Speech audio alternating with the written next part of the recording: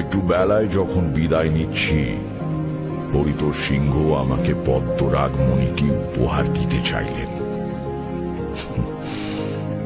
বিনীতভাবে প্রত্যাখ্যান করলাম। ও জিনিস দেবীর মস্তকে শোভা পায় জমিদার মশাই। ওই ক্ষমতা দিয়ে আমি কি করব?